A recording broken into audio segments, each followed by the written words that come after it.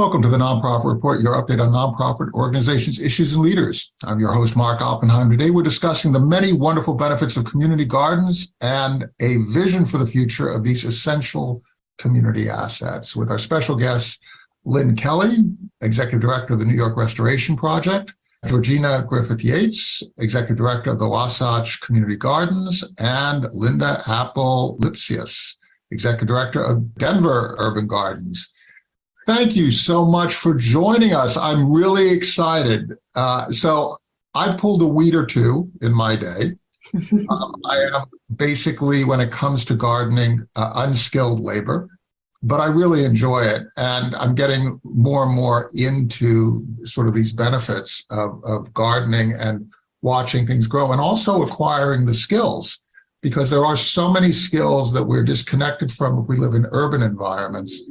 And those of us who live in rural environments really have retained. So, Lynn, I'm going to go to you because you have, in your environment in New York City, this asphalt environment, it's very connected to places where I grew up, aside from working on ranches and so on and so forth, which I've done periodically. I've mostly grown up in urban environments. So talk a little bit about why it's important in an urban environment like New York to have green spaces and to have gardens and to have people actually working and getting their hands dirty. Sure. And Mark, thank you for having me. It's exciting to be here with colleagues from other parts of the U.S. I look forward to learning about your work as well. So at New York Restoration Project, we were formed nearly 30 years ago, founded by Bette Midler with a very simple concept in mind, which was roll up your sleeves, pick up some trash, help your neighbor, clean up a park. And where we've evolved today, and this comes back to the sort of the New York question about why this is important, is we now have 52 community gardens as a part of a land trust all throughout the city. We manage 80 acres of parkland on behalf of the city of New York, much like a conservancy. And we build about 20 new green spaces a year through a program called Gardens for the City. So we've built well over 350 in our existence. And why is this important? Well, Mark, you've rightly said, like, New York is dense, it's urban, it's built up, it's it is the concrete city, right? And so New Yorkers really use these green spaces. We don't have backyards, right? We don't have front yards, many of us. So this is an extension of our living room, of our gym, of our de facto senior center, of our classroom. These green spaces allow us to live our lives, and not just to get outside, but to give us more room, more peace of mind, and better health benefits overall. They're vital to our existence in New York. And a stress reliever, right? I mean, absolutely. You can do everything from exercise to read a book to just, when you live multiple people in a space that may max be, if you're lucky, 700 square feet, right? You need to get outside. So you can imagine, especially during the last couple of years, during the height of the pandemic, how important in New York City these spaces were. Now, Georgina, you have a different environment over in Utah. And I'm very fascinated. I live in the West, so water is always an issue. Yeah. Really in a place like Utah. Talk a little bit about your take on this, because you don't hunger for land. I mean, there's a lot of space, but there's a different set of challenges that you face. Yeah, and it's Wasatch Community Gardens is based in Salt Lake City, which is the most densely urban populated city in the state, and so we're kind of dealing with those two things at the same time: this rapid development of the city, as well as this water conservation, especially as we see our lake. Our Great Salt Lake going through some devastating changes. And so for us, it's really important to have a conversation not just around green space, but the way that we talk about it is productive green space, making sure that we're utilizing water not just for a patch of grass but for productive use, whether that's a pollinator plant, food providing, whether we're regenerating the soil through cover crops. And so we're really prioritizing that productive piece of green space so that the water that we do use is going right back towards our food system as a whole. And so that's one way that we're able to work within this interesting time of living in a desert and a drought. Although we did get a great amount of snow in the last few weeks. And so, yeah, it's been really interesting, but getting people to think more about water use with productivity in mind. And you're also thinking about using every drop of water multiple times. Right? The way we've been taught to farm, the way we've been taught to use water is as if it's infinitely available, and we use it once and then it evaporates into the air. You're dealing with things like water capture, water recycling. You're dealing with the fact that now that you have a great snowpack, how do you not squander that snowpack? Right. And knowing that, of course, not all of that is in control. And Linda, you have a different situation. We've seen with the fires that recently cropped up across Colorado, that Colorado itself is also heavily impacted by climate change and the changes that are resulting, as they are all across the United States and particularly the West, these massive fires. We had huge massive fires across our patch in California. Talk a little bit about Denver's approach to urban gardens and how that part of the state is using gardens to improve the quality of life and retain the quality of life for which Colorado is so famous. Yeah, no, absolutely. We're neighbors, of course, with Georgina. So we're also living in the desert, the high desert here. Community gardens, the way that we're framing them, yes, they produce food, but very much in addition, climate, community, and food. And then with the outcome of health and wellness, and then skill building along the way.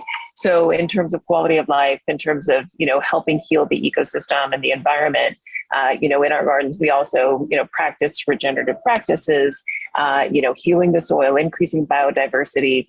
I think something that's been really, really interesting and tapped into is sort of the mental health and wellness piece that comes with it, because with these little gardens, these little patches of land, people are feeling so demoralized and so frustrated with the climate, reality that we're living in now. And so providing education and skills in a way that every member of the community can help give back is something that, and help heal, the planet is something that's been really interesting. So, it's very holistic, and, and I think there's so much more, to that and add tremendously to the quality of life for the folks who are growing in community. I'd like to talk a little bit about the future that we're buying for ourselves. I have this theory. It's really gelled over the last couple of years, that the way we spend our money, the way we spend our time, the way we communicate with each other, what we learn, it's actually buying our future. To what extent are you behaving in a way where you're creating constituents, volunteers, staffs, and the people with whom you come in contact with that will shape a future of America that is more sustainable, more equitable, more enjoyable? I mean, because look, the country was founded on life, liberty, and the pursuit of happiness, right? Are you part of that idea? It's not just about gardens. It's about creating people, helping people to create the future that will realize in this very subtle way an America where people can be happier, where people can be more self-sufficient, where resources are better utilized, and where we're ameliorating impacts of human beings on us all. Georgina, you care to give it a first cut, and then we'll go to Lynn? Yeah, and you touched on two of my three words, which are sustainable, equitable, and then our third one is intentional, right? How are we making sure that as we're in this space that we're intentional on our future? And right now we're creating or we're executing this 5-year plan that we have because we see this huge gap. And while people are really, tightening up their purse strings, unsure of the economy right now, we're seeing, and I'm sure my colleagues are seeing the same thing, more and more demand on services as our communities turn inwards towards themselves and each other. And so we're looking at in the community garden space being more intentional with where we put our gardens, making sure that we're collaborating with local community centers to help people engage with more than one resource at a time. We're also looking at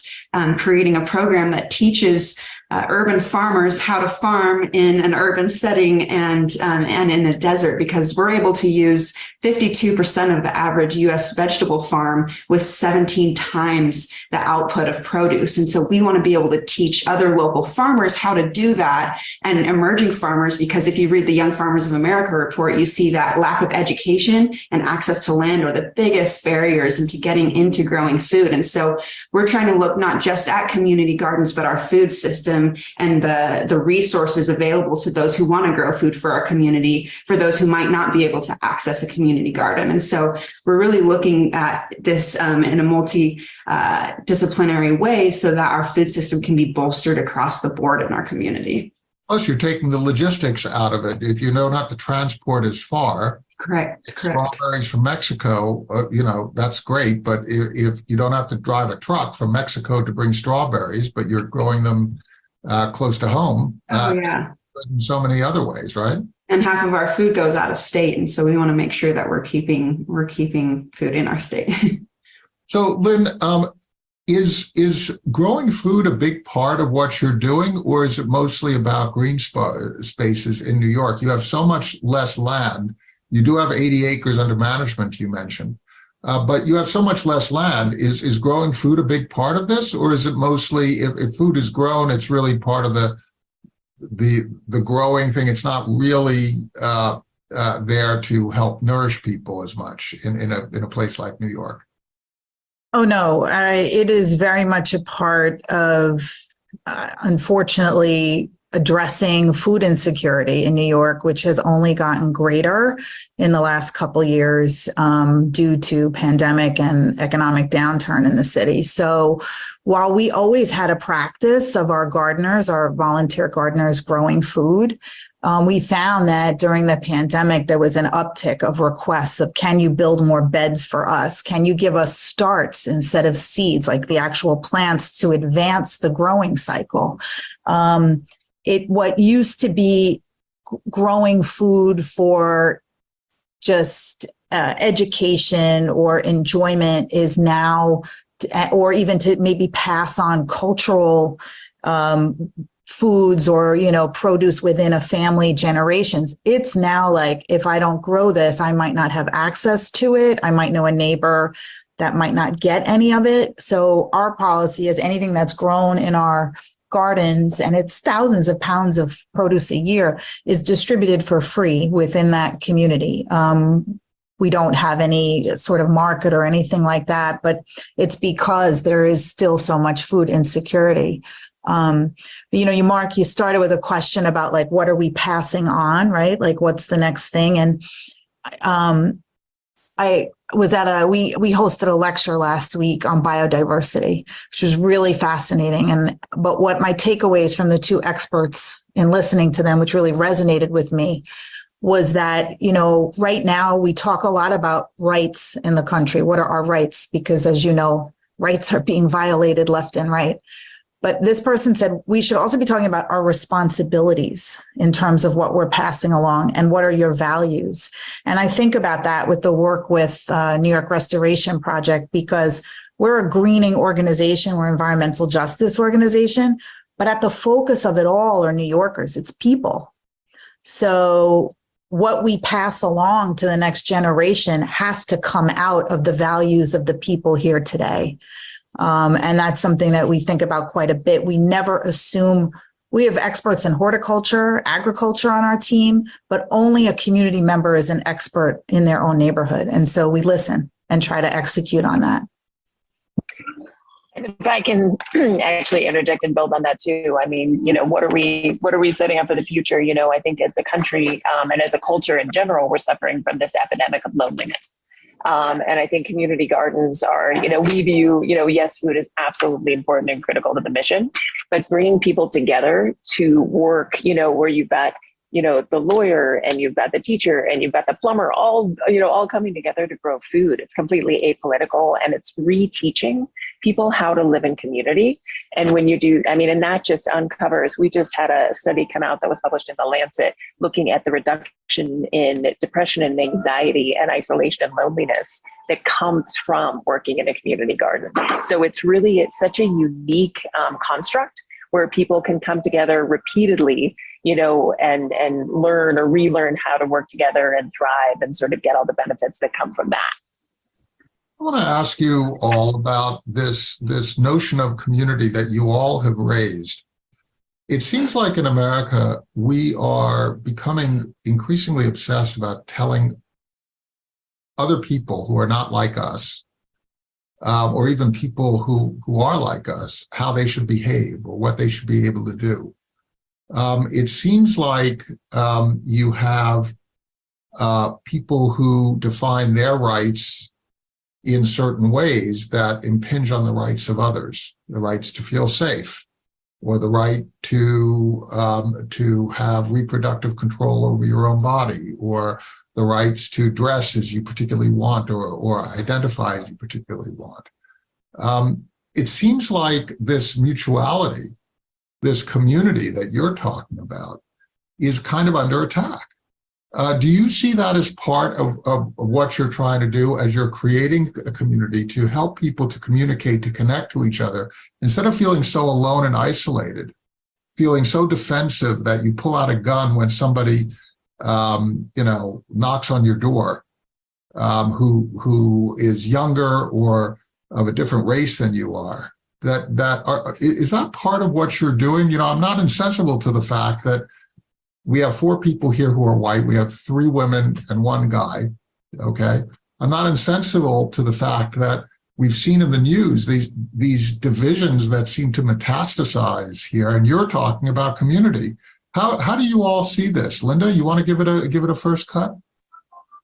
Yeah. I see this as an extraordinary opportunity, actually, to get people to see each other. And, and speaking about people with, different backgrounds. All of us, all the community gardens have, people from every background. We have a significant immigrant and refugee community, and, in our gardens, over 40 languages are spoken. And in the gardens are ways for people to share and for people to observe and to see sort of different, practices and understand too that the learnings go every direction.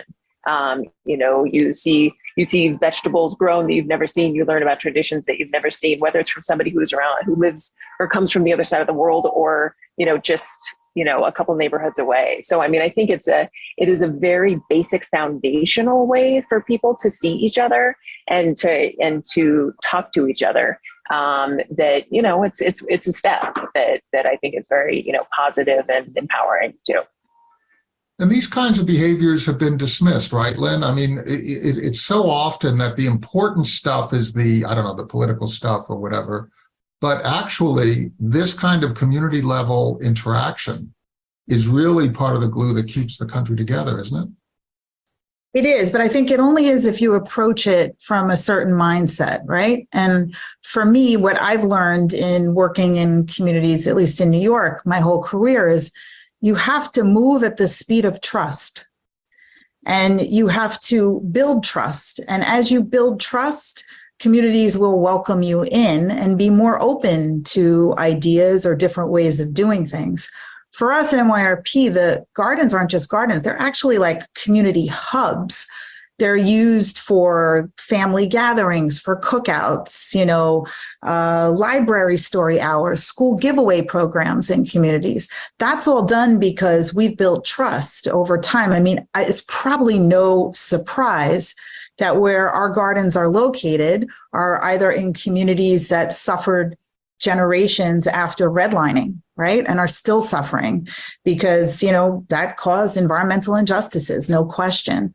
So building trust and going in, a community garden is not going to solve gun violence in the United States, but what it will do is open up conversation and build trust amongst disparate groups or entities, especially in cities like New York, where it's constantly changing, right? The neighborhoods are constantly changing with people moving in and people moving out. And every time that happens, there needs to be almost a reunification of individuals. And the garden often provides that hub. How do you build trust when we have such a plethora of information that is coming in that grabs our attention, that is based on distrust and based on fear, right? Based on grabbing attention, and the best way to grab attention is to make people afraid, right? How do you create that balance? Are you encouraging, Georgina, people to just sort of put aside their electronics and actually talk to each other? I know that's a radical idea, right? We're no longer like doing this, but we actually can look each other in the eye and smile at each other a little bit and not worry about whether the person is a Democrat or a Republican or whatever. You're just digging in the dirt, right? Yeah. Yeah, it's so interesting. We at Wasatch Community Gardens, we say under the right conditions, people and plants thrive, right? And I mean, technology itself, I think, thankfully, the nature of gardening, you kind of have to be all hands in, which lends yourself to kind of looking up and looking around. And our gardens, we have 18 community gardens right now, and the individuals of those gardens, span generations, race, gender, and ethnicity, countries of origin, how long they've been here.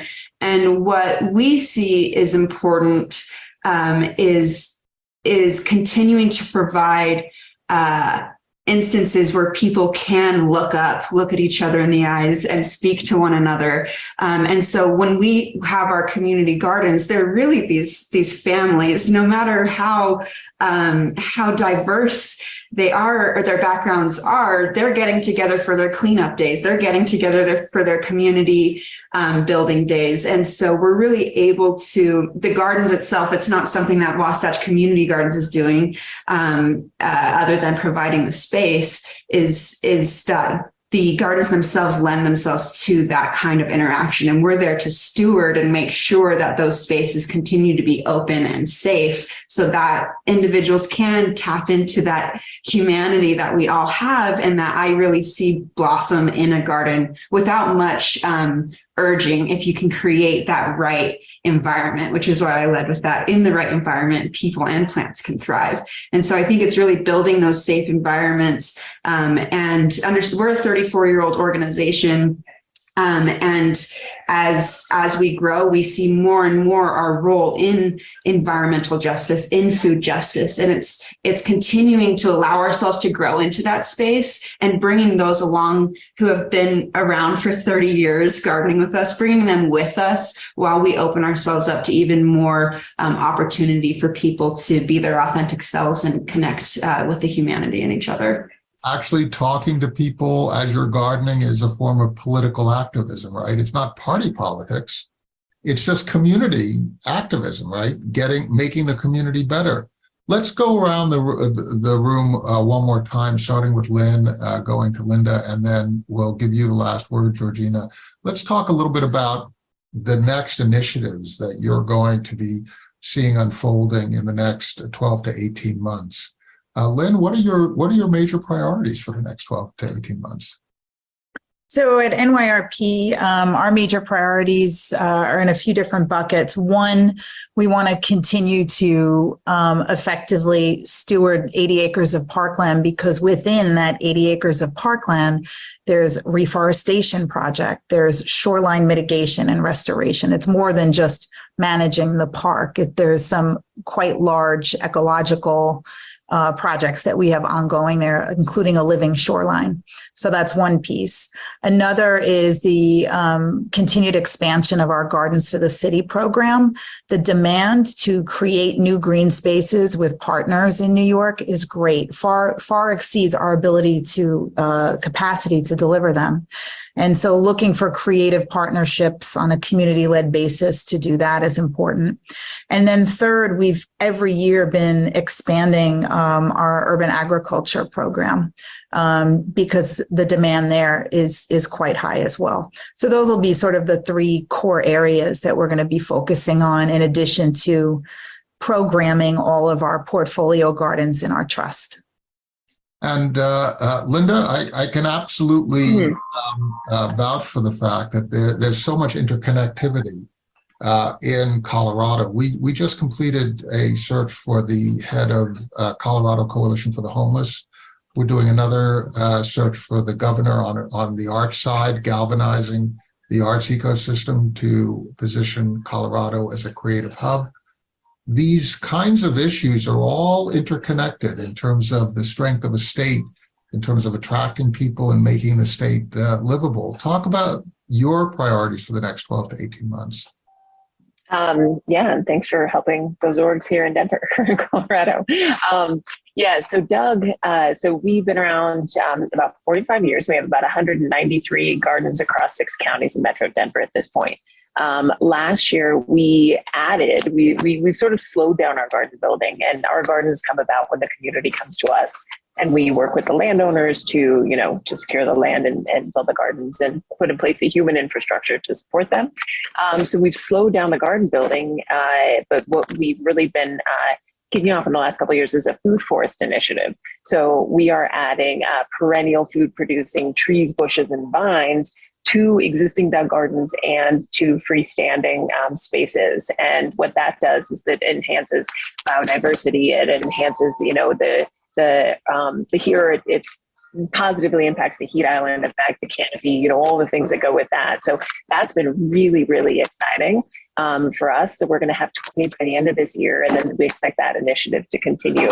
And it also brings in different people, because we acknowledge not everyone's necessarily into gardening, so it brings different community members in.